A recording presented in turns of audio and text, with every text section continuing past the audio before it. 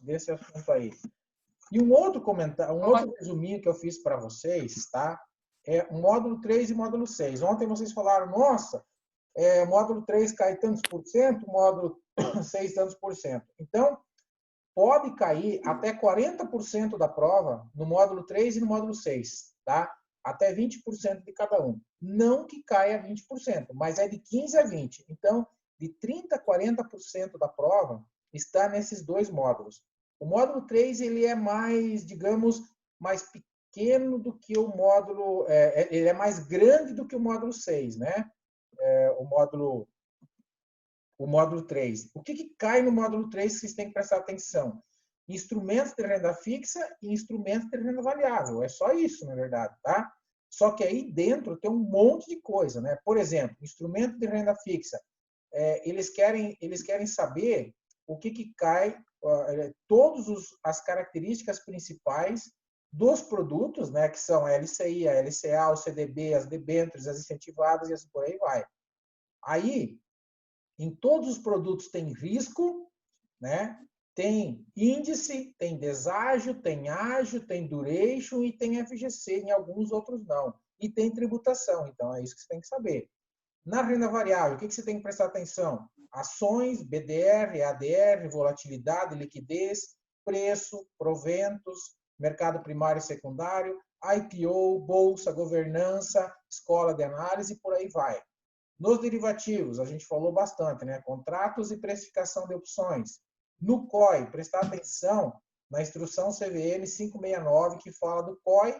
O COI é um produto só, é misto de renda fixa com renda variável, não tem muita coisa. E a tributação, legal? Sempre lembrar que a tributação está presente para todos, então saber a diferença. Sabe quais são as palavras? Na instrução, a Ambima tem uma orientação para a CEA. Ela tem uma resolução só de orientação. As palavras que tem em todos os módulos, gente. O que eles querem saber?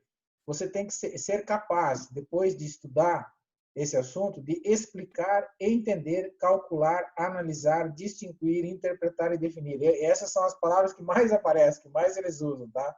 Achei engraçado que se repete pra caramba. Ou seja, é praticamente tudo. Mas preste atenção aqui na palavra, ó, calcular e entender. Então, não adianta só calcular, às vezes precisa entender para poder analisar. Tudo anda junto, tá?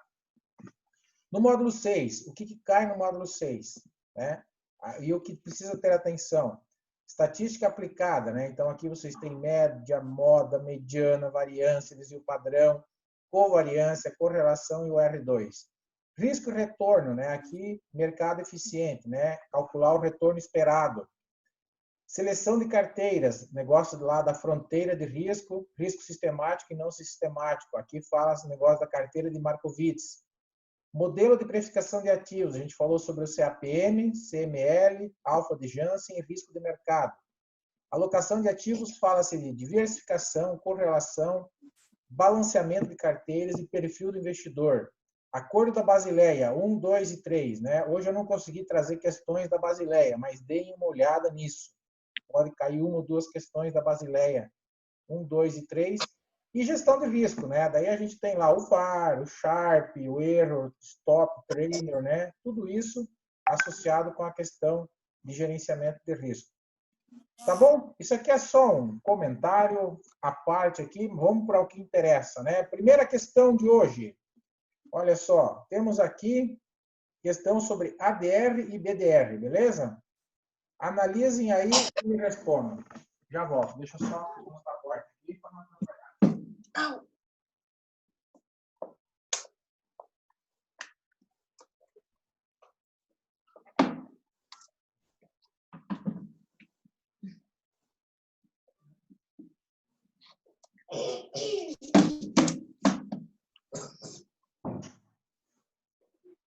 Qual que é a resposta dessa questão aí, galera? Um investidor americano comprou um ADR na companhia X, brasileira.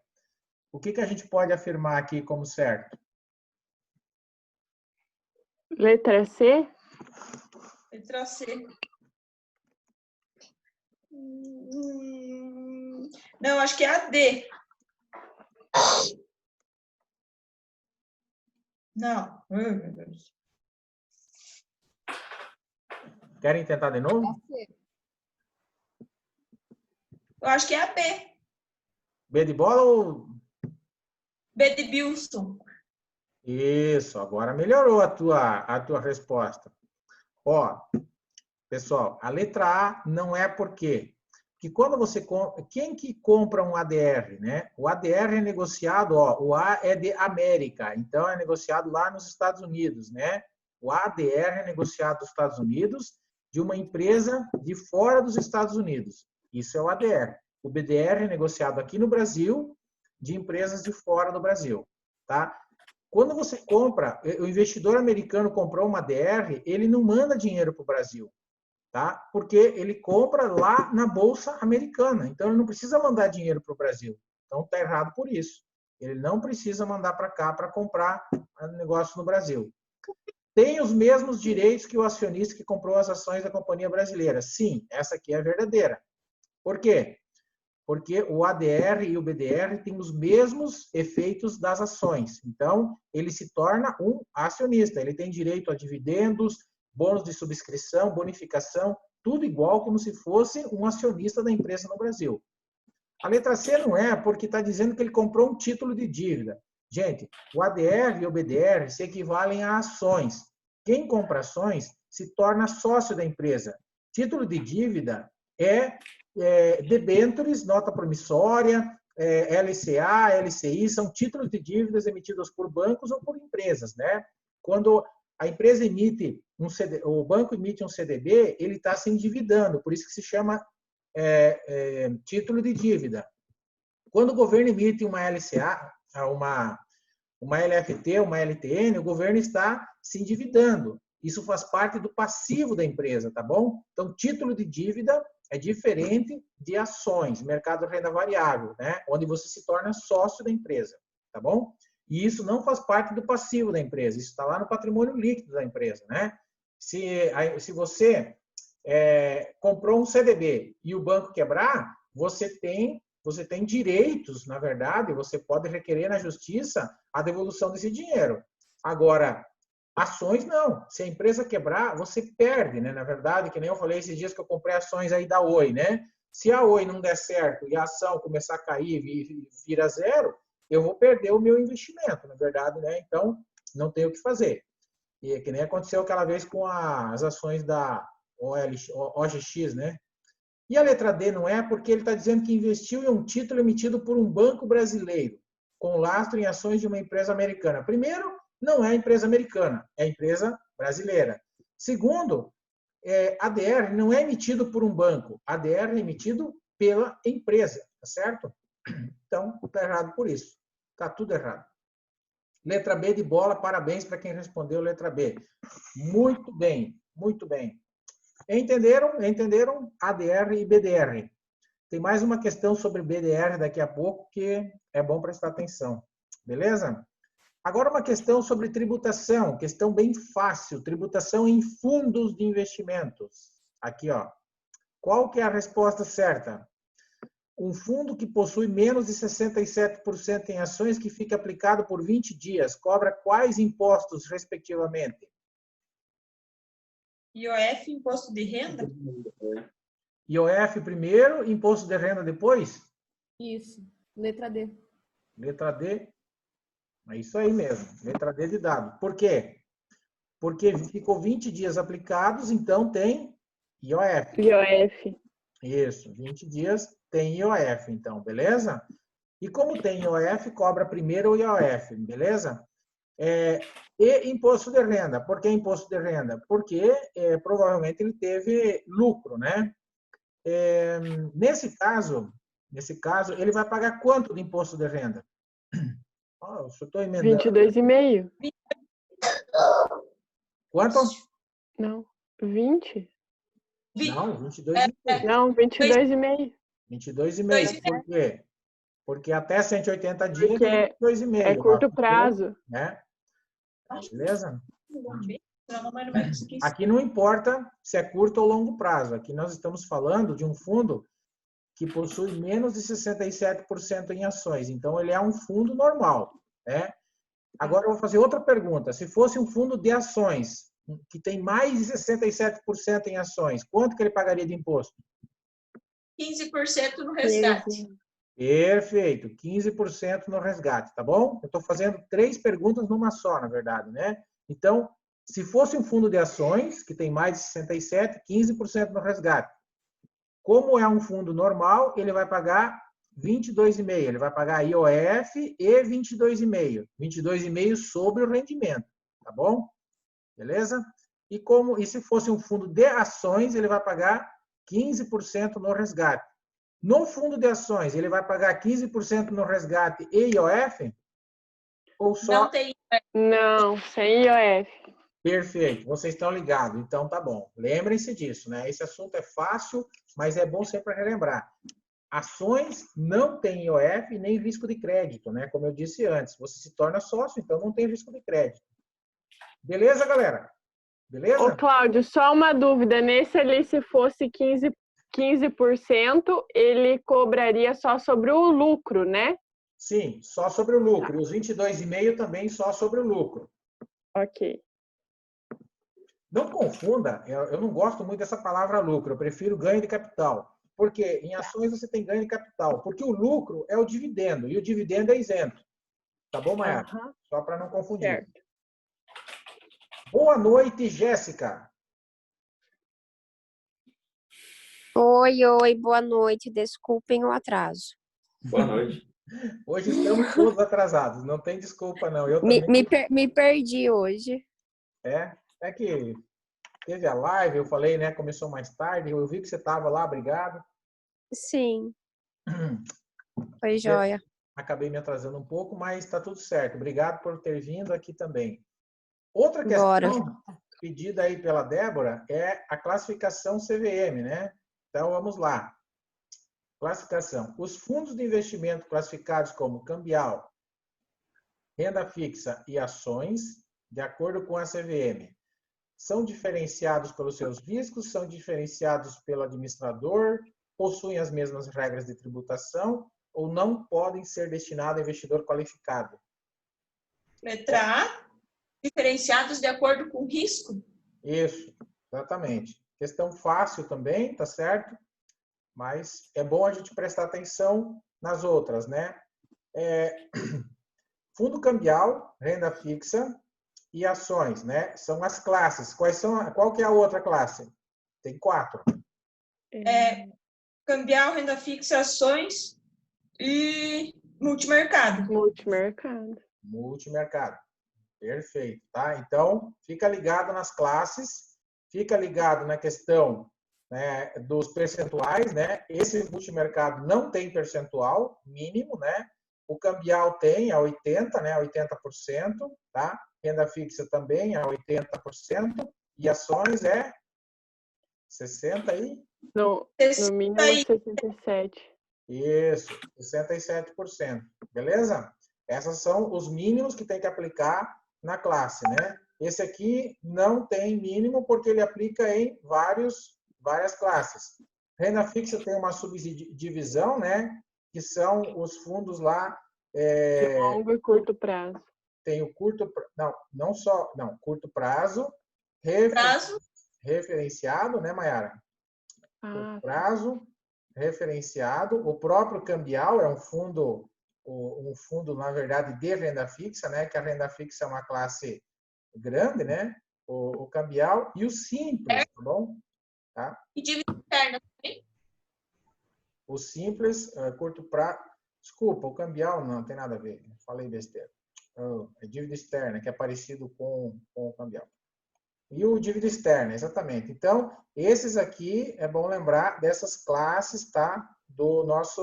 Da renda fixa, né? E de cada um tem lá os seus percentuais, as suas características, né?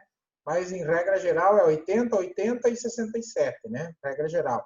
Daí, esses aqui têm algumas regras específicas, né? O objetivo não é entrar nesse assunto hoje, mas eu queria dizer da letra B. São diferenciados de acordo com o administrador. Não, porque um administrador, ele pode ser administrador de várias classes, né? Como o Bradesco, por exemplo, a Sicredi, né? Que é o público que nós temos aqui, né? vocês administram fundos cambiais, renda fixa e ações e multimercados, né, sendo o mesmo administrador. Então, não é o administrador que diferencia a classificação dos fundos, e sim os seus riscos, né? Que risco? Mercado, crédito e liquidez, né? As classes possuem as mesmas regras de tributação? Não, a gente já viu que não, né? Fundo de ações, por exemplo, é 15% e os outros seguem a tabela. Então, é diferente, né? Tá bom? Letra D. Não pode ser destinado a investidor qualificado? Isso também não é verdade, né? Tem fundos multimercados que são destinados só para investidor qualificado, tá bom? Ou profissional ainda, né? Então, também não é verdade. Beleza? Alguma pergunta? Algum comentário? Alguma agregação? Lembrou de alguma coisa que você não sabia ou que você quer perguntar? Aproveita, aproveita.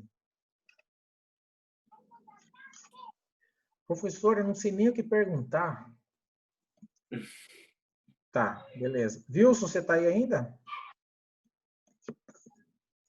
Outra questão, o Wilson. Tô aqui. Previdência, mais uma questão sobre... Trouxe só uma questão de previdência, porque ontem a gente falou pouco, né? Vamos falar de novo sobre previdência, tá? Um cliente contratou um plano. Essa questão eu trouxe porque ontem a gente não falou nenhuma questão sobre rendas de previdência. Não sei se é bom também, essa é uma outra dica que eu dou, principalmente para quem está indo fazer a prova, terça, né? Débora, Kelly e Wilson, né? Deem uma olhadinha nos tipos de previdência, né? Eu tenho um quadro, eu fiz um quadro resumo. Um quadro resumo eu vou passar para vocês depois, em especial para vocês três, tá? Um quadro resumo das rendas. Legal? Ótimo. Para vocês, principalmente para vocês ficar ligado na questão de quando que a renda cessa, né? Quando que ela cessa e quando que ela não cessa com o falecimento. É isso que pega na questão da prova. E eu fiz um quadro resumo muito legal que eu coloquei na minha nova apostila da CEA e eu vou passar para vocês daqui a pouco, tá? Não vou passar agora para não tomar tempo, mas me peçam depois se eu esquecer, tá? Um cliente contratou um plano de previdência PGBL e indicou sua esposa como beneficiária.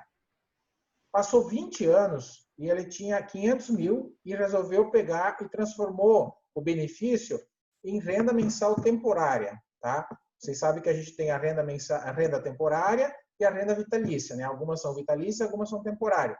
Algumas são temporárias vitalícia para o participante, outras são vitalícia para ambos, né? Então tem que ver essas diferenças também. Então ele pegou e contratou o prazo renda temporária por 10 anos, tá? Após 3 anos ele morreu. Nesse caso, a esposa dele vai receber ou não vai receber o benefício? Não. Continua recebendo? Hã? Eu não sei se por prazo certo, acho que ela recebe Nesse caso, eu acho que é a D. Isso, não vai receber. ela está certa. Não recebe nada. Não recebe nada. Por quê? A renda temporária por 10 anos, ela é contratada só para o participante. Cessa com o seu falecimento, tá? Essa é a explicação que eu trago aqui na sequência para vocês, tá bom? Essa renda, ela cessa com o falecimento do participante, né? Ou com os 10 anos, né? Com 10 anos acaba. Se ele quisesse deixar para a esposa, ele teria que contratar essa renda aqui, ó. Renda por prazo certo. Aí, ela cessa com o falecimento do beneficiário. Daí é diferente, tá bom? Então, é isso que eu estava me referindo, tá? É isso que vocês têm que ficar de olho na prova. Quando que ela cessa com o falecimento do participante e quando que ela cessa com o falecimento do beneficiário. Isso é muito importante. Quando que ela é vitalícia e quando não é vitalícia. Eu acho que são 5 ou 6 tipos de renda que caem na prova da CEA. Então, eu fiz um resumo lá para vocês com vários exemplos. Daí, daqui a pouco eu passo. Beleza? Beleza. Beleza, beleza. Muito bem. O que mais? Aqui, vem comigo. Vamos lá. Questão de prova.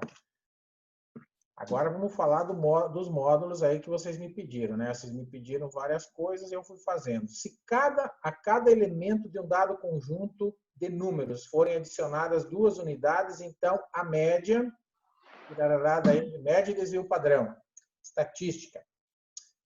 Vou deixar vocês, eu estou falando demais, vou deixar vocês lerem e se concentrarem e responderem, tá?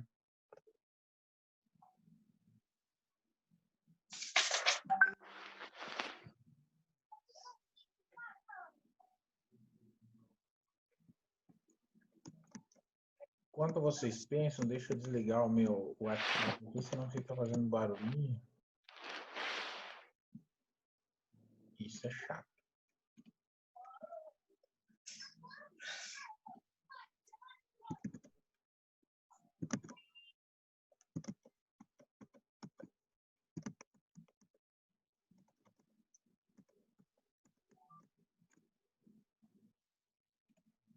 C? C? Será? Será? Que é A. Eu não entendi. Eu também não sei responder. Então, tá Essa eu bom. ia deixar pro final. Aí eu ia chutar o B de Bilson. Ô, Kelly, senão a gente ia contar quantas de cada um e a que desse menos Também. ia marcar isso. Olha lá, ia acertar então. Mas Queridos, letra B de bola, letra B de Bilson, né? Ou seja, o que está pedindo aqui, na verdade, a média e o desvio padrão são duas medidas, né, estatísticas muito utilizadas para análise de investimentos. Então, aqui está dizendo o seguinte: se a cada elemento de um dado conjunto de números for adicionadas 2 unidades, então o que vai acontecer com a média e com o desvio padrão? É isso que ele está dizendo. Como assim adicionada 2 medidas? Eu elaborei um exemplo aqui para explicar melhor para vocês. Imagine o seguinte: imagina que você tem como uma sequência de rentabilidade de um fundo. 1, 2, 3, 4, 5. Fiz bem simples para ficar prático, tá? 1, 2, 3, 4, 5. A média disso aqui vai ser 3, né? 15 dividido por 3, né? A soma dividido por 5. E o desvio padrão, eu já calculei aqui para não tomar tempo de vocês, vocês já sabem como calcula o desvio padrão pelo HP, né? Lembra como calcula? G ponto. G ponto. Digita os números, digita 1, somatório mais, 2 somatório mais, 3 somatório mais, 4 somatório mais, 5 somatório mais, G ponto vai dar 1,58. Querem fazer aí? Vamos fazer. Faz aí que eu vou buscar a minha calculadora. Já volto.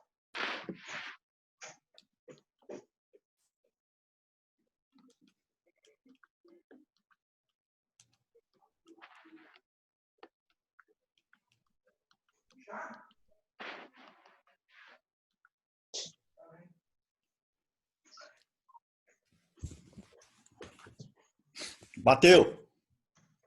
Bateu em quem? É pra você ouvir. E o segundo exemplo, viu? Tinha que bater, cara. Tá louco, cara. Às vezes eu erro as contas, né? Mas às vezes eu acerto também. Deixa eu me arrumar aqui. Ó, Piazada, é o seguinte, ó. Então aqui 1,58, desvio padrão. Agora é o seguinte, ó. Top. Aumentando a questão da prova, ó. Ele está dizendo aqui, se nós adicionarmos 2 unidades, ou seja, em vez de 1 aqui, a gente aumentar para 3. Então, ó, 3, 4, perceba que eu fui aumentando de 2 em 2, 6, 5, 6, 7, tá? Então, a média aumentou em 2 unidades, ó, a média foi para 5, perceberam? Mas o desvio padrão não mudou. Calcula o desvio padrão aí para nós, aí, galera, desse segundo, para ver se vai dar 1,58 também. 1,50. Tá, beleza? Entenderam? Então, o que acontece? Então, como é que nós vamos explicar? Na prova, se cair essa questão, assim, ó, a média, se o fundo, Se o fundo sofrer aumentos iguais, vamos dizer, de 2 unidades, a média vai aumentar. Mas o desvio padrão não muda, tá bom? O desvio padrão não muda. Quando houver esse aumento igual, tá? Agora, se houver oscilações diferentes, daí aí vai mudar. Então, a alternativa certa é B, tá? Eu só queria explicar com números aqui para vocês entenderem. Ficou Legal. claro isso aí? Ficou. Ah, tá. Aqui eu coloquei ó, o exemplo do cálculo, né? Mas vocês já fizeram, deu certo. O bom dessa questão é que vocês acabaram praticando, né? O cálculo do desvio padrão, porque pode precisar na hora da prova, tá? Então, a letra B é a certa. A letra A, ó. A média e o desvio padrão aumentarão. Não, não é verdade. Por quê? Vai aumentar só... anota esse exemplo aí de vocês, né? Vai aumentar só a média. O desvio padrão não vai aumentar. Letra C. Não se alterará a média e o desvio padrão aumentará. Não, é o contrário. A média altera e o desvio padrão não. E a D. A média e o desvio padrão não sofrerão alterações. Mentira também. Então, agora que vocês já fizeram o cálculo, ficou fácil responder, né? Depois da onça morta é fácil falar, né? Beleza? Beleza.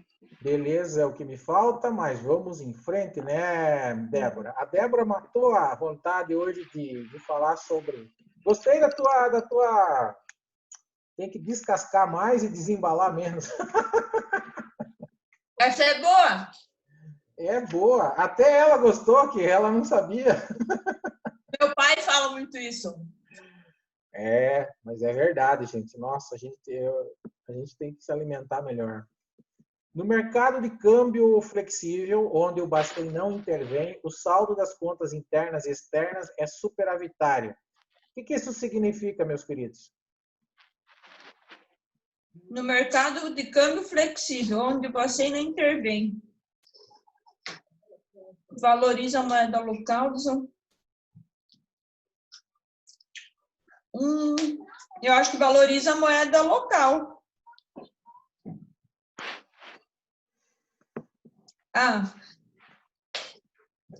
Pode ser. Ô, Matheus. Tá? Resposta certa, letra A. Valoriza a moeda local. Por quê?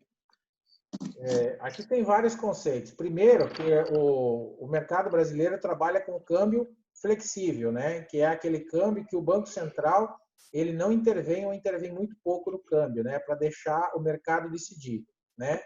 Contas internas e externas superavitário quer dizer que entrou mais dinheiro do que saiu. Então, nós tivemos aqui, ó, contas internas, superávit primário, contas externas, superávit na balança de pagamentos. Externas os negócios que o Brasil faz com outros países, contas internas é o nosso PIB, aqui é o nosso negócio, aqui é nossas entradas e saídas, é a nossa contabilidade, né? A letra B não é porque desvaloriza a moeda local? Não.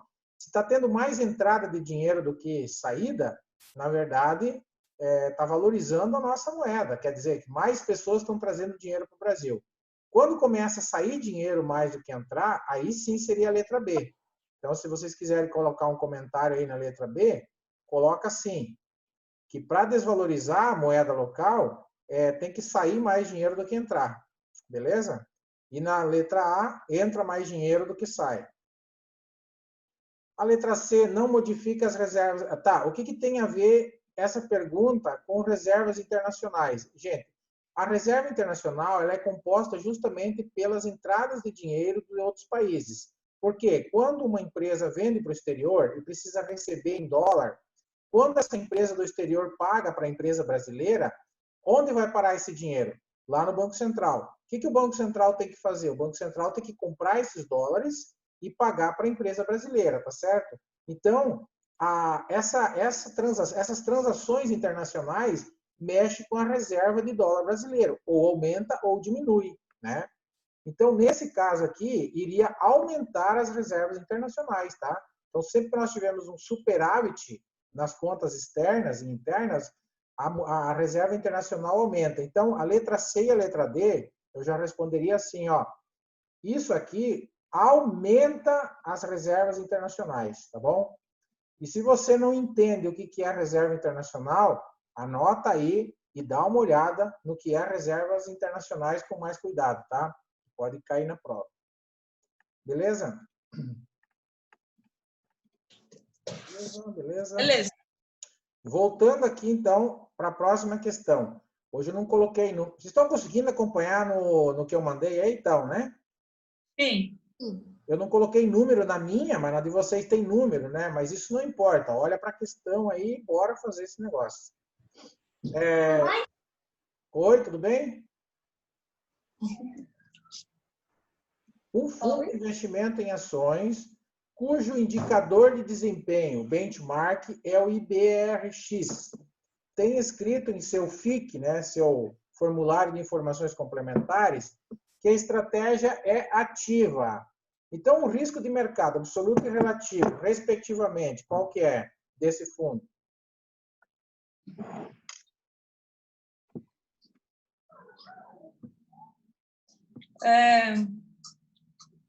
Do IBRX. Deixa eu ver.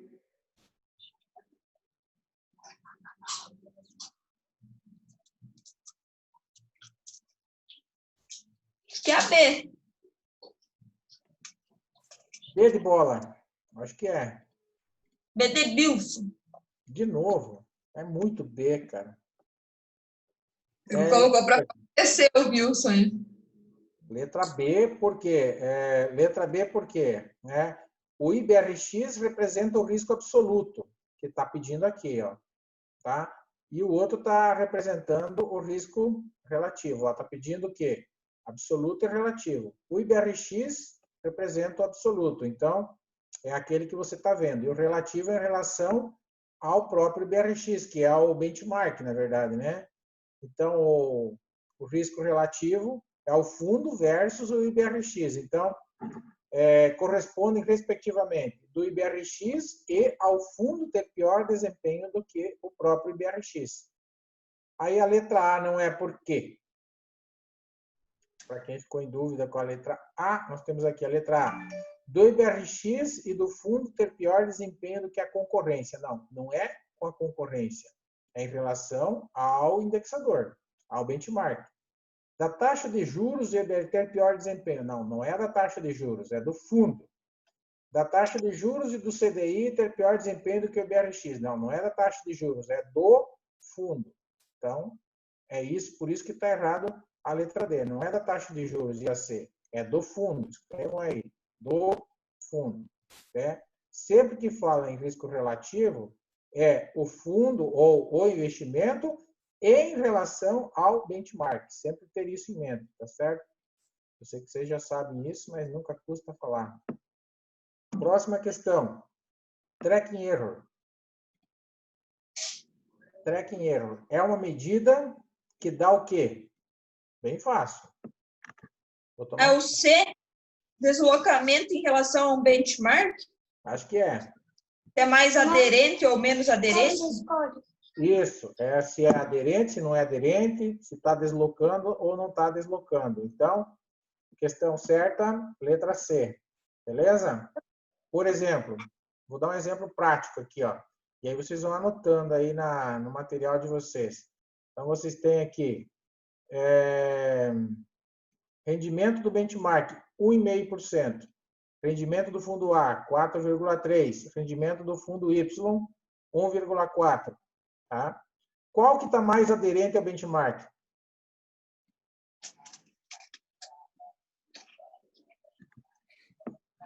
O Y. Y. Ah, o Y.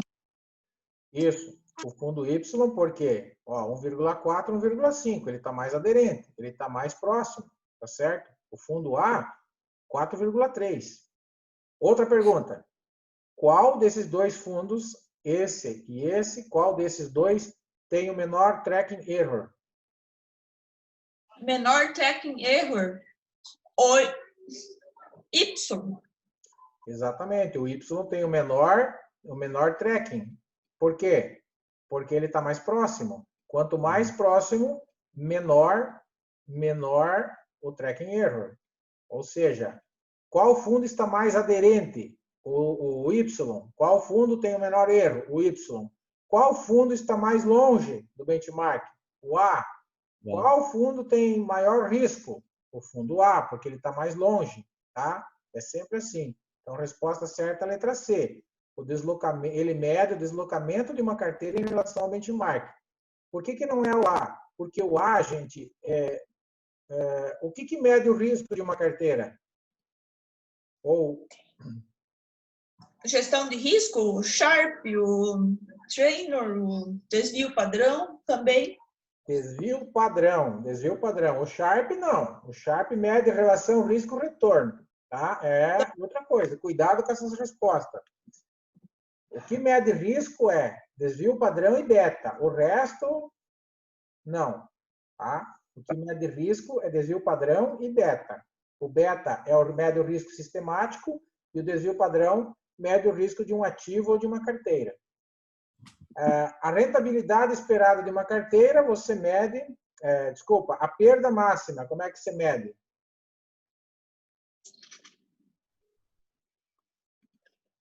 Pelo VAR. VAR, Ok? Pelo VAR. Eu estou colocando aqui embaixo. Certo? E é isso aí, né? Só esses dois que eu tinha aqui. Desvio padrão. E a rentabilidade esperada de uma carteira, rentabilidade esperada, a gente pode usar o CAPM, por exemplo, né? Que também cai na prova. Que a gente falou ontem, inclusive calculamos ontem, né? Comentários? Cláudio, você não tem nenhum resumo assim, igual lá na prova da CPA 20, você passou para nós um resumo das tributações, lembra? Um quadro. E até se você tivesse quadro de novo, você pudesse mandar para nós, mas você não tem um resumo, por exemplo, desses ali, por exemplo, igual você falou, né? O beta e o desvio padrão mede isso, um quadrinho assim.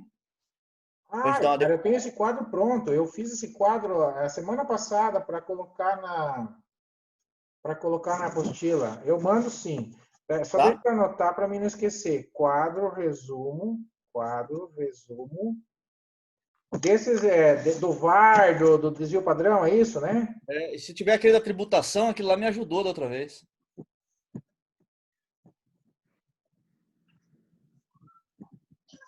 Tá. E o das rendas da Previdência também, eu falei que ia mandar um quadro para vocês. Legal. Boa ideia, Wilson. Eu vou mandar sim. Eu tenho pronto isso aí, depois eu mando. Não vou ficar procurando agora que acaba perdendo tempo. Tranquilo. Mais algum comentário? Se não tiver, eu vou passando, tá? O backtest, galera. O que é o backtest? Testar a eficiência do modelo de VAR. Ele testa o VAR. Testa o VAR, exatamente, tá? Beleza. A letra A. Essa aí podia cair. Essas questões aqui são fáceis, eu só coloquei. Daí essas não caem, né? Mas não se esqueça que cai questão fácil também. Tomara, Cláudio, tomara. Que aí vem as fáceis também. Sim. Então, a letra A é o VAR, a letra C, mecanismo de defesa acionado sempre que o limite são é o stop loss, tá? Stop loss, anota aí. Eu gosto de responder as outras também, né? Mensure o grau de sensibilidade de um ativo. Qual deles que mede isso? Grau de sensibilidade. Se o mercado vem notícia boa ou notícia ruim, ele oscila. Qual que é o indicador que mede isso?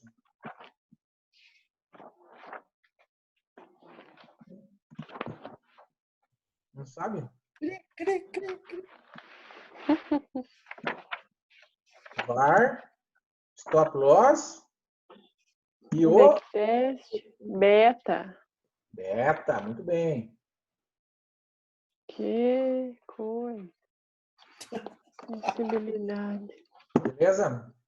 Ele mede. Tô que nem o Jô Soares aqui, tô tomando chá. O beta mede sensibilidade. O Jô Soares faz tempo, aliás, que eu não vejo ele. Beta mede sensibilidade, anota aí, tá? Sensibilidade é notícia boa e notícia ruim, né? Dependendo do beta, ele cai mais ou sobe mais do que a carteira. Falei de duration ontem, ensinei a fazer cálculo de duration, é um cálculo complexo, mas o conceito é mais fácil, né? Essa aqui é uma pergunta fácil. Hoje eu fui muito bonzinho com as perguntas, já estou percebendo. A Jéssica tá, né? Ela já falou. Vai cair na prova essas fáceis aí também. Quanto maior a duration, Jéssica, do título, o que acontece quando a duration é grande, né? É maior?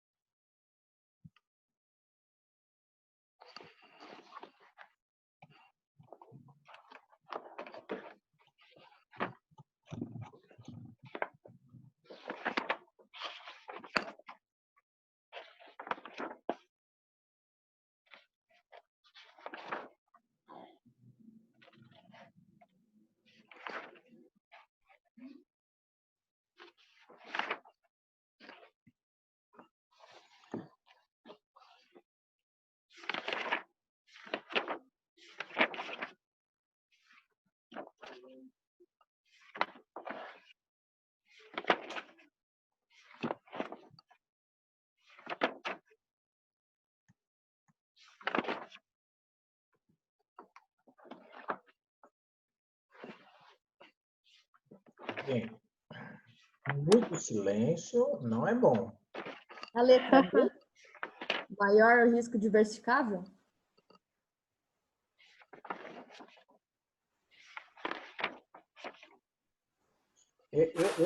Kelly, eu já ia falar assim, ó, que a duration, ela não avalia o risco, tá? Então eu ia eliminar essas duas, né? Maior ou menor risco. Porque o risco a gente mede pelo desvio padrão. Então não é pela duration, tá? Então eu ficaria com a A e com a B, porque a duration tem uma relação com taxa de juros, tá? É que eu me confundi com a sensibilidade, por isso. Uhum. Então a resposta certa da questão é a B também, tá? A letra B. Por quê? Ela tem maior sensibilidade, tá? Por que maior sensibilidade? Porque o duration, gente, simplificando, é o prazo de um título. Lembra que ontem nós calculamos lá que deu 2,74, né? Então era 3 anos, daí calculou a duration com cupom, daí deu um pouco menos, né? Então, a duration é o prazo. Quanto maior o prazo, mais exposto ele vai ficar à oscilação das taxas de juros, né? Agora nós estamos com a taxa de juros baixíssima, né? Mas vai ficar assim até quando? Não sei, né? E em 2030, nós vamos estar aí em 2030 ainda, né? Faltam 10 anos ainda, né? Daqui 10 anos a taxa de juros vai estar em 1%? Não sei. Vai estar mais, vai estar menos, né? E como a gente tem investimentos principalmente em títulos públicos com prazos bem longos, isso influencia diretamente no cálculo dos juros, né? Tá, então é a letra B de bola. Vamos para a próxima. O que eu coloquei aqui? Deixa eu ver. Ah, tá. Só informação, né? Ah, tá. Para calcular a duration, né? Prazo de cada fluxo, taxa pré-fixada. Então, exemplo prático, né? 10% e 2 anos, né? Sem cupom, 2 anos. Com cupom, 1,86. Com cupom, menor risco e menos oscilação. Sempre assim, né? Então, quando tem cupom na parada, duration menor. Sem cupom, duration maior. Mais uma pergunta sobre fundos aí, sobre classificação, né? Que a gente viu ontem, né? O prazo de carência que um fundo deve observar para divulgar suas rentabilidades é de 2 meses, 6 meses, 12 meses e 1 mês. 6 meses? 6 meses, isso mesmo. Tá? Então, isso aí também é bom estar na ponta da agulha de vocês. 6 meses. Né? Coloquei um comentário aqui, ó. Isso está no Código de Melhores Práticas para Fundos de Investimentos da Ambima, artigos 9 a 11. Se quiserem dar uma olhada nisso, também vale a pena, tá? Para fundos de investimento constituídos há menos de 12 meses, é obrigatório demonstrar ao menos todos os meses, mês a mês, desde a constituição, tá? Então, ele vai mostrando todos os meses. Mas isso para fundos com menos de um ano. Fundos com mais de um ano, aí... Então, nos primeiros 6 meses, o fundo não divulga nada, tá? Nos primeiros 6 meses. Depois ele começa a divulgar. Os fundos de investimentos classificados como cambial... Ah, eu repeti uma questão? Ah, esquece. Letra A. Próxima. A alíquota de recolhimento de compulsório sobre depósito à vista aumenta. E não há qualquer ação compensatória por parte do governo. Com relação à liquidez do mercado e às taxas de juros, ocorre o que, respectivamente? Tá? Uma questão aqui de política monetária, né?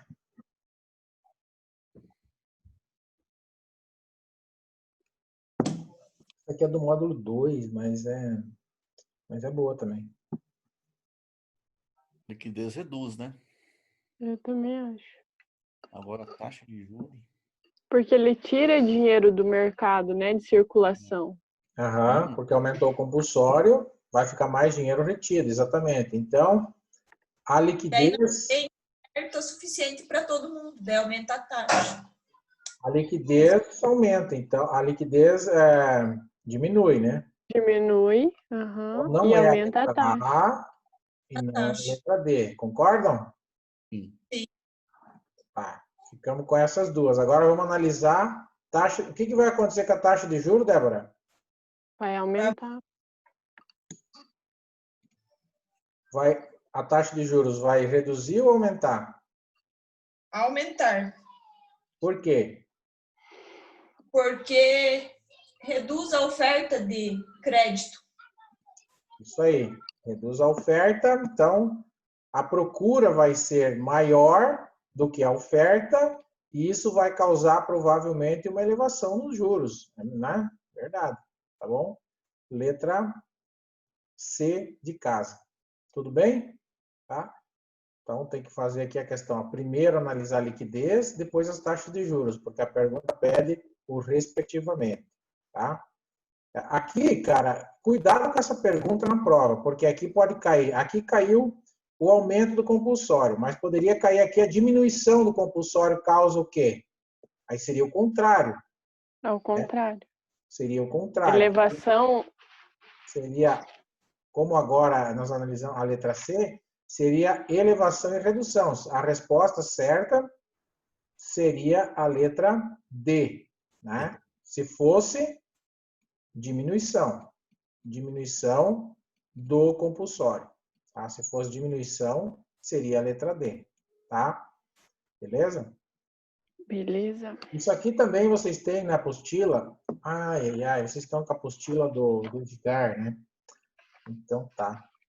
Eu também acho que vou passar. Eu fiz um quadro, resumo dos impactos da política monetária. Quadro. Vou encher vocês de quadro.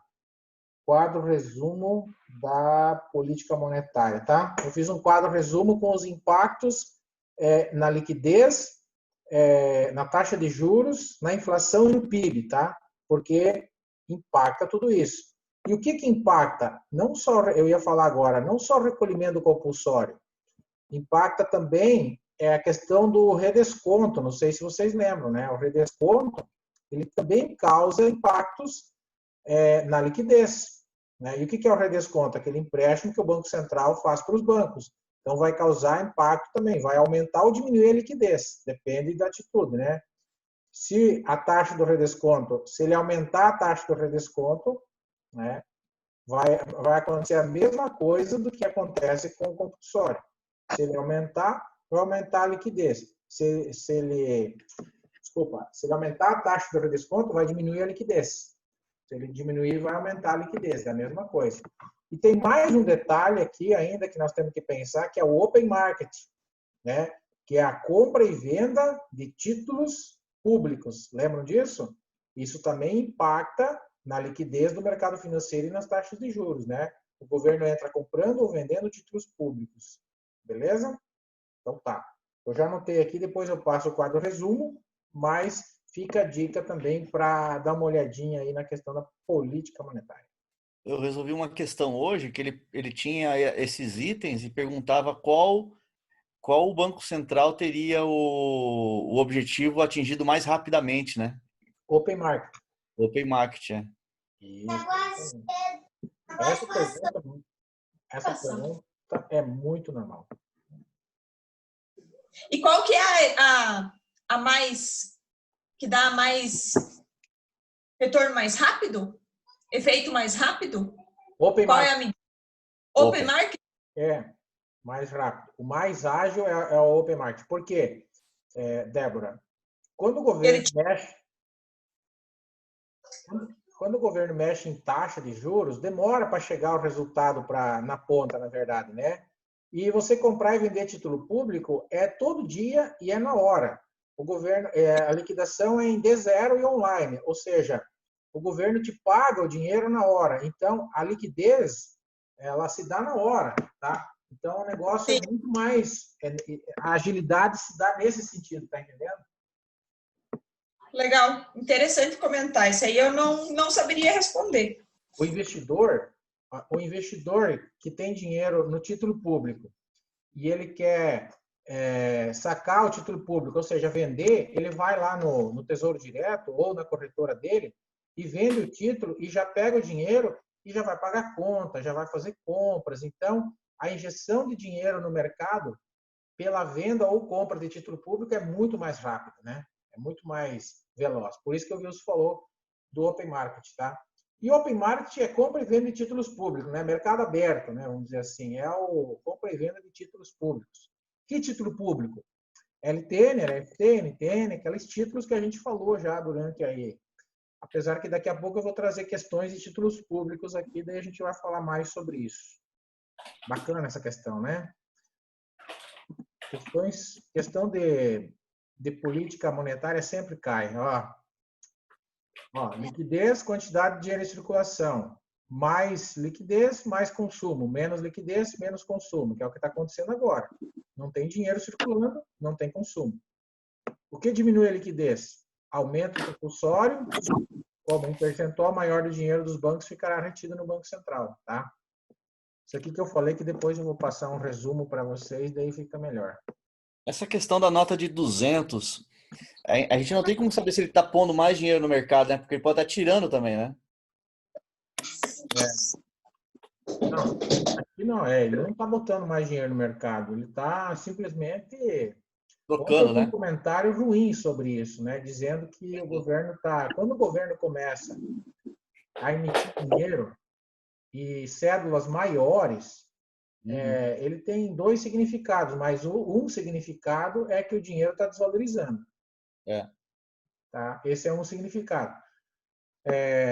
Não dá para dizer que esse é o caso, claro que é o caso do Brasil, mas não dá para dizer que é só isso, porque os Estados Unidos tem nota de $500 e a Europa tem nota de 500 euros, né? E nem por isso, tem pouco, mas tem. Mas nem por isso eles têm a economia ruim, né? Agora, no Brasil, pode ser isso. Não sei se vocês lembram, mas eu e o Wilson somos da época em que se emitia dinheiro, todo ano se emitia dinheiro. No Brasil faz muito tempo que não se emite dinheiro mais, né? E sempre se emitia dinheiro com cédulas de valor maior. Então, quando começou, antes do Plano Real, nós tínhamos notas de 10 mil, por exemplo, né? Nós tínhamos nota de 10 mil cruzeiros reais ou cruzados novos, que eram os nomes do dinheiro que nós já tivemos, eu acho que 6 nomes diferentes de moeda, né? Para quem é mais novo, não lembra disso, né? Carimbava a nota, né? Real. Oi? Carimbava a nota, né? Às vezes, para não precisar emitir, a gente até carimbava a nota. Então, era uma loucura. Nós mexia com dinheiro de tudo que tipo. E daí, mudava a moeda, Aí tinha cruzados novos, cruzado foi para cruzados novos, né? Daí você tinha que trabalhar com duas moedas ao mesmo tempo. Então, assim, ó, tinha que ser muito ninja no Brasil nessa época, né? O negócio era... Sem falar da tablita, né, Wilson? Olha o que eu fui lembrar agora. Jesus amado. Vamos Do mudar de fundo do assunto. baú. Hã? Do fundo do baú essa, hein? Mas é do teu tempo. É do teu tempo. Ontem eu falei tua idade aí, a Jéssica se assustou.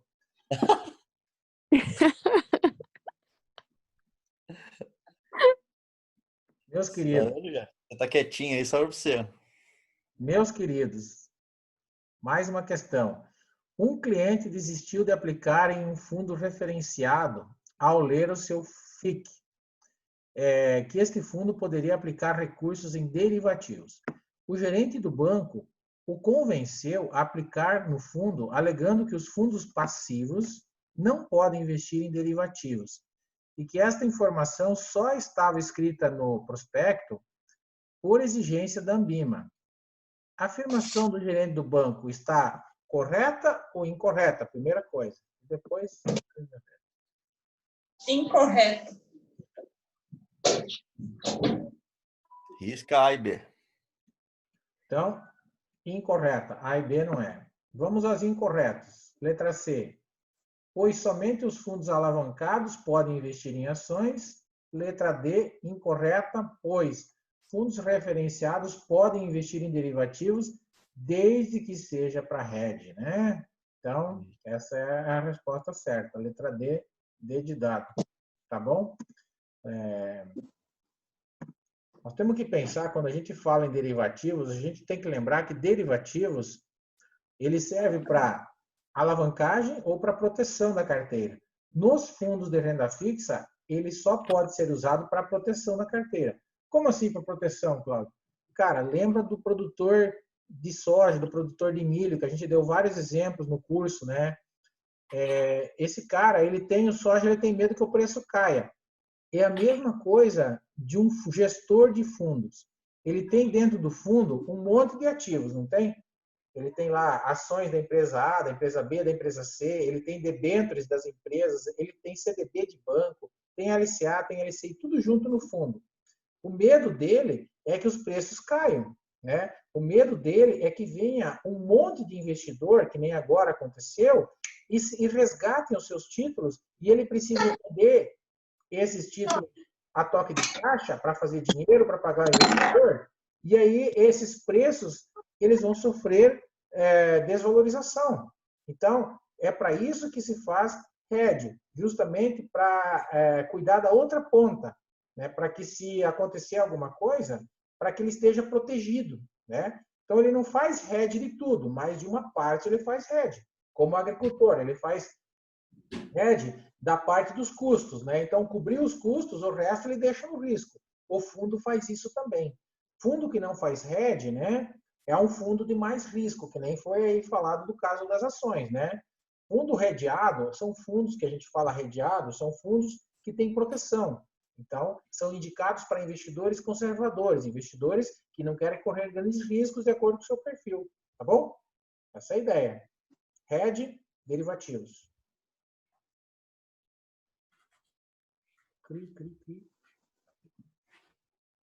Nada a comentar. Próxima questão. Kelly, tu tá aí ainda? Tô só analisando aqui. Vou fazer a chamada. Kelly, presente. A Maiara, eu acho que não tá. Tô sim. Aí, já se manifestou. Todo mundo aí. Reginaldo. Estamos aí. Estamos aí. Beleza, beleza. Tá bom. Então, tá bom. Os outros eu sei que estão, que é a Débora, o seu Wilson, né? Isso. Muito bem. E eu, né? E a Jéssica, né? A Jéssica fica quietinha, mas ela tá aí. Numa aplicação financeira, observa-se um retorno histórico constante entre dois fundos. Se ele é constante, o que a gente pode dizer? Que a variância é igual a 1, que a covariância é igual a 0, que a variância é igual a 0 ou que a covariância é igual a 1.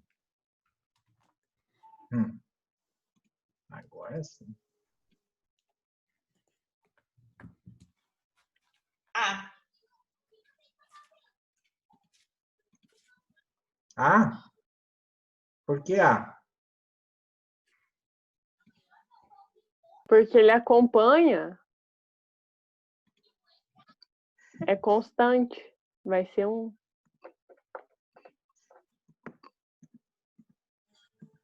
Não, peraí. Peraí, vamos alinhar os conceitos aí. Covariância, sim. É o coeficiente de correlação, né, ou não?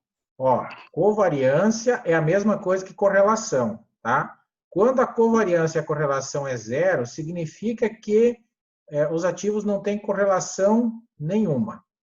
Tá beleza? Certo. Não tem correlação nenhuma. Como a gente está falando de retorno histórico, a correlação aqui, covariância, não quer dizer muita coisa. Então, nesse caso, igual a zero, não, porque, na verdade, se ela tem correlação, covariância ou correlação zero, ela não tem correlação nenhuma com o outro ativo. Aqui nós estamos falando de dois fundos, no caso, dois ativos, né? A variância, ela mede risco, tá bom? Então, se ela for igual a zero, ela não tem risco, risco muito baixo. Igual a 1, ela tem mais risco, né? A variância pode ir de 0 a 1000, na verdade, não tem um padrão, né? O desvio padrão já é mais controlado, né? E a letra D é a certa, por quê? Daí eu vou explicar com um exemplo prático. Vou mostrar para vocês aqui. Vamos supor que nós temos aqui os retornos de dois fundos. Então, fundo no mês 1, 2, no mês 2, 2,1 e no mês 3, 1,9, tá?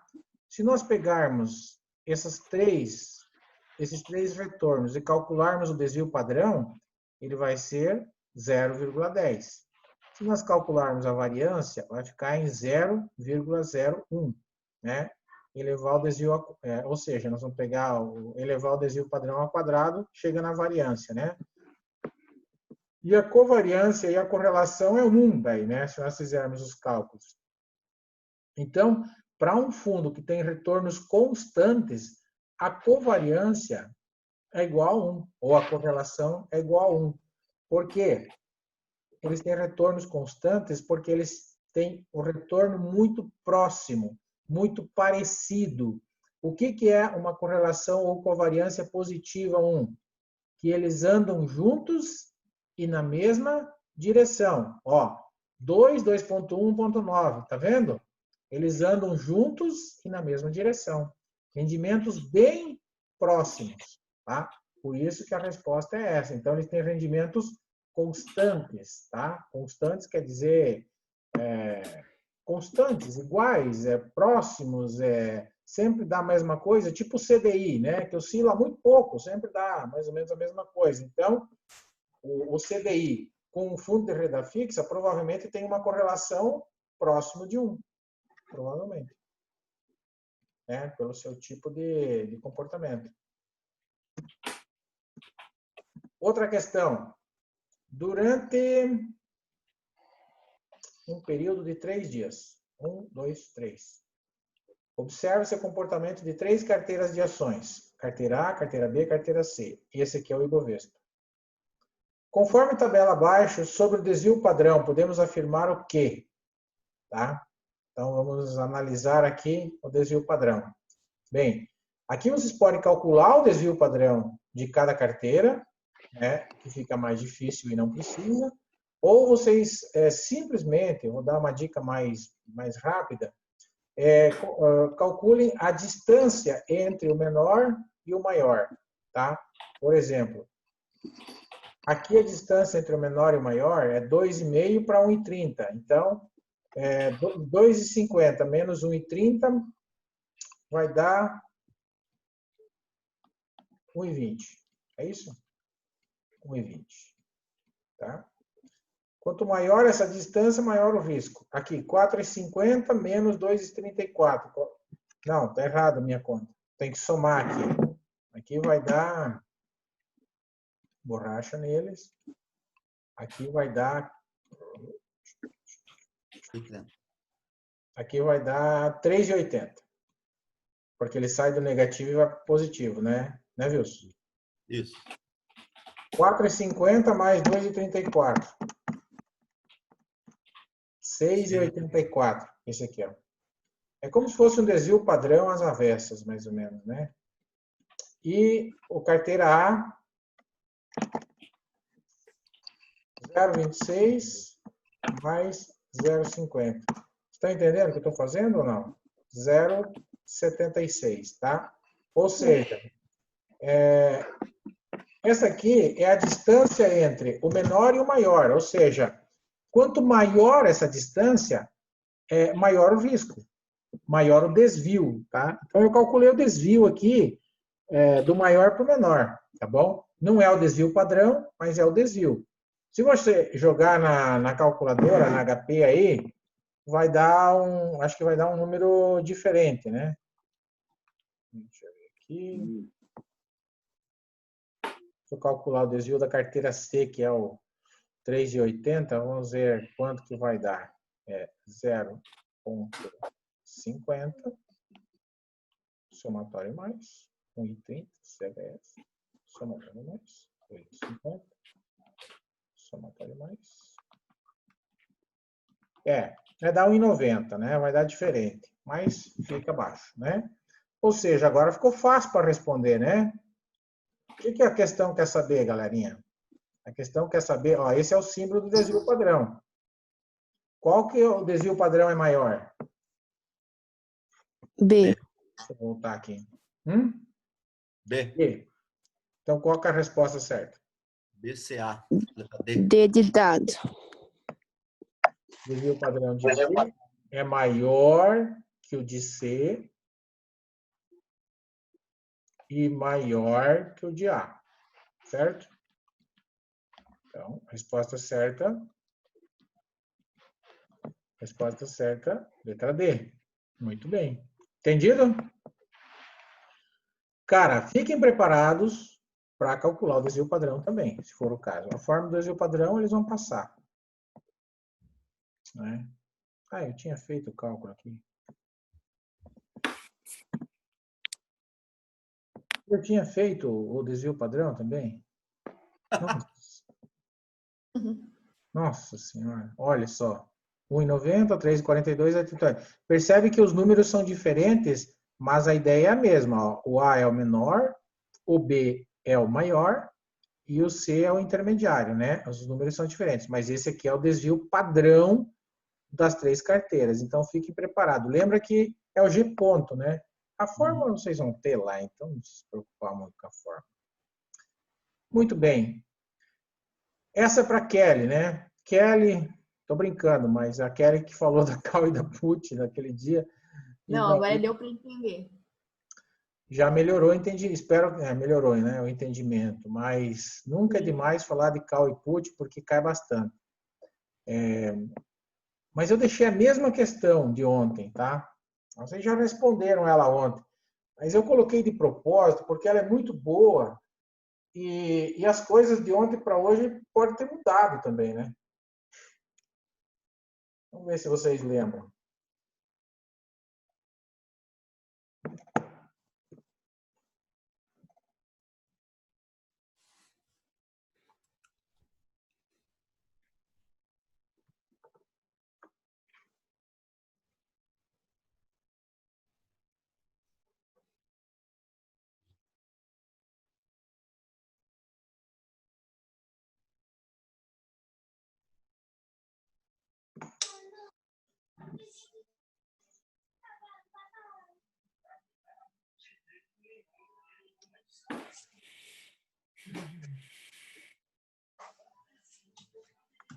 Nada ainda?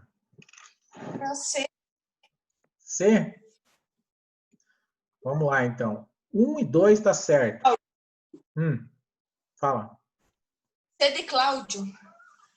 Ai, meu Deus. O comprador da Cal terá que comprar a ação se exercer a opção no vencimento. Sim. O vendedor da Put terá que comprar as ações se o titular exercer. Sim. O comprador da Cal tem expectativa de queda. Não. O comprador tem expectativa de alta. O vendedor da call tem expectativa de alta? Não, ele tem expectativa de queda. Beleza? Resposta certa, 1 e 2. 1 e 2. Deixa eu ver se tem algum. Ah, aquele quadrinho, né, que a gente arrumou ontem, né, ó. Beleza? Esse é um outro quadro que eu já falei para vocês ontem,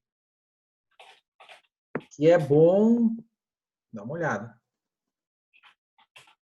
E outra coisa, galera, que eu tô terminando a minha apostila da CE, que tá ficando muito legal.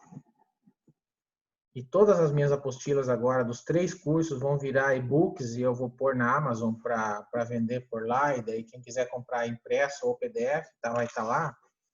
Eu estou colocando ou leitura complementar ou vídeo complementar. Então, dá uma olhada aqui, ó, nesse vídeo da Bolsa aqui, ó, que eles explicam 2 coisas aqui, sobre opções e sobre ETFs, tá? É um vídeo muito legal, é da própria Bolsa.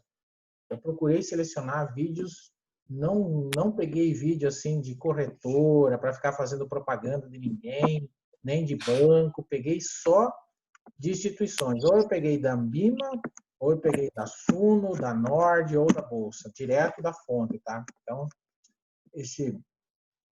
só que esse vídeo aí, esse link eu vou ter que postar lá no grupo depois também, né? Porque aqui não tem como tirar, né? Depois eu passo lá para vocês. Call e put. Call e put sempre cai. Outra de call e put, que é igual a de ontem. Quando uma opção deve ser exercida pelo comprador? Quando?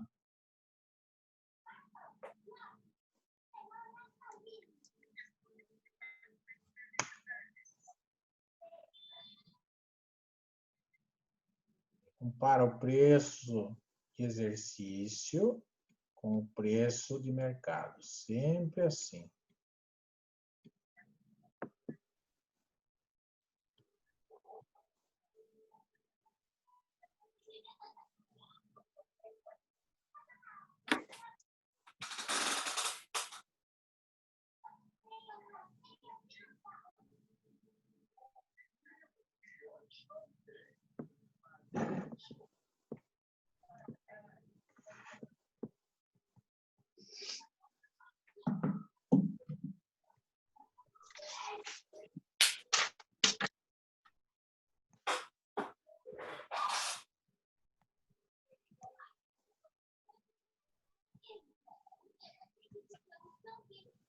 C. C, né? Par.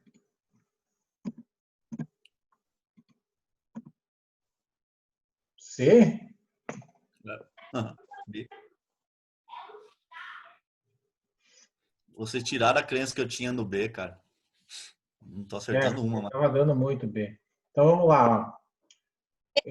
Aqui embaixo no quadro eu coloquei as possibilidades que nós temos. Então, depende se eu estou numa put ou numa call. A minha decisão é invertida, tá?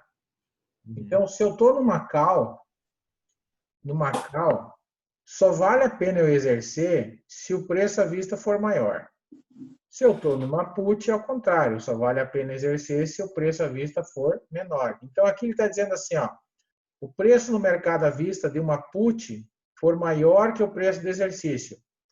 Put, né, mercado à vista maior, não vou exercer. Como é que eu vou vender um negócio se ele está com preço menor do que no mercado? Eu não vou vender, eu vou vender no mercado. Não vale a pena. Letra B, o preço de mercado à vista de uma put for menor que o preço de exercício, né? Aí sim, né? Aí vale a pena, né? O preço no mercado à vista for menor, que é o caso aqui, ó. Essa é a letra B, tá?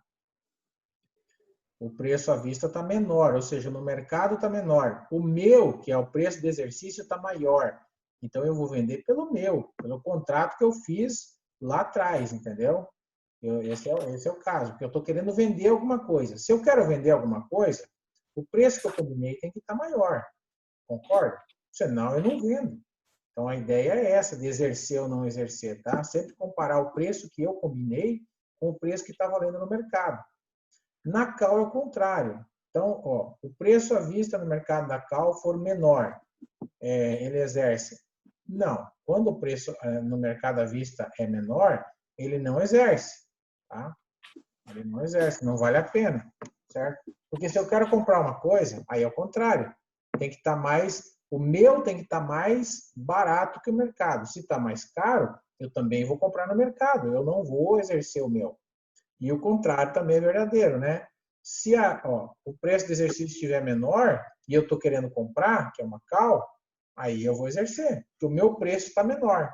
Então, na CAL, o preço tem que estar menor e na PUT o preço tem que estar maior para exercer. Essa é a ideia. Então, resumindo, quando que eu exerço? Quando que eu exerço? Na CAL, tá? Que é na compra, na CAL. Quando o preço, o meu preço, né? Quando o preço de exercício, né? O preço de exercício está menor, tá? Ou seja, menor do que? Menor que o mercado, isso eu já falei. Então, o preço de exercício está menor. E na PUT, ele está maior. Então, aqui é um resuminho, ó. Um resuminho, acho que fica mais fácil, daí não precisa ficar com tanta informação, tá?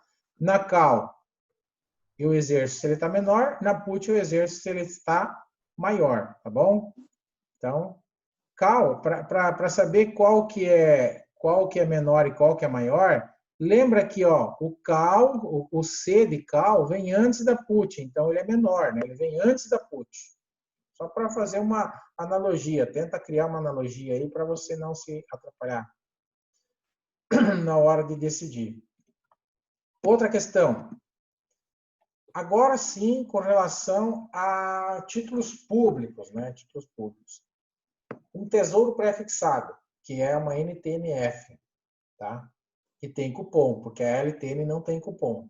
Isso aqui paga 6% ao ano de cupom e o mercado deseja um retorno de 7% ao ano. Como o próximo cupom de juros será pago em 6 meses, nós podemos afirmar o quê? O mercado espera 7, o cupom está pagando 6, o próximo cupom vai ser pago daqui 6 meses. O que nós podemos afirmar sobre essa NTNF?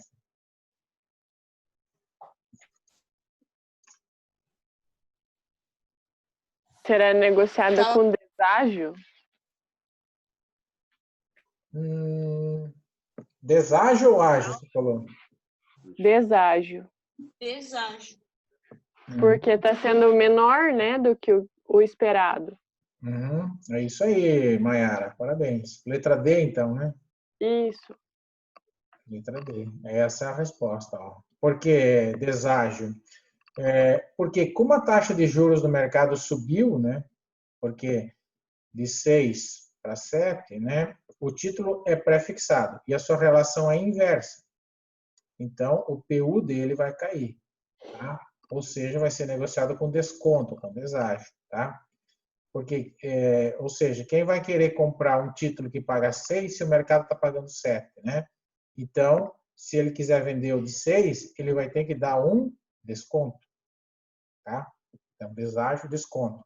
Então, isso elimina a C, que é com ágio, ao par é quando é igual, também não. E a letra A, ninguém vai comprar um título que paga 6% ao ano quando espera um retorno de 7%.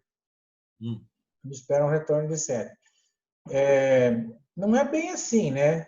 Porque se for negociada com deságio, talvez alguém compre. Então, não é que ninguém vai comprar, né?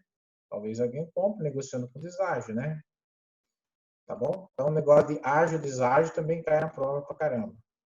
Outra questão sobre títulos públicos, que cai no módulo 3. Agora, LTN, Tesouro Pré-Fixado. Essa aqui, paga cupom ou não paga cupom? Tem que pensar assim. Não paga. Não paga cupom.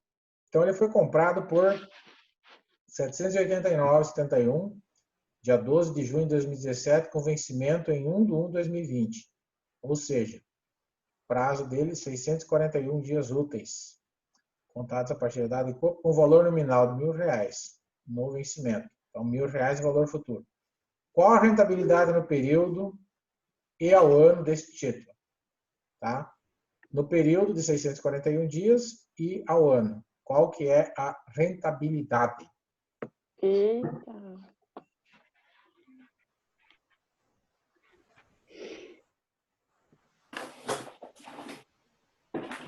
E nós já fizemos bastante esse tipo de conta, né? Com aquela fórmula do quero-tenho lá, né? Tem que calcular o preço desse título, considerando aí esse período. Dá para fazer no HP.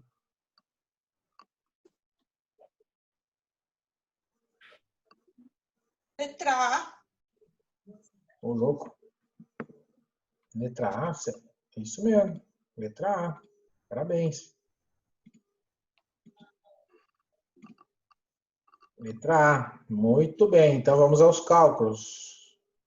Mas tu fez ligeiro, hein, Débora? Ou tu... letra A. Taxa do período, ó. Rentabilidade. Preço de compra dividido pelo preço de venda. Então, 26,63, né? Então, nós temos aqui essa rentabilidade. É fácil de fazer, né? É só dividir um pelo outro. Menos 1 vezes 100, faltou aqui, né? Vezes 100 vai dar 26,63.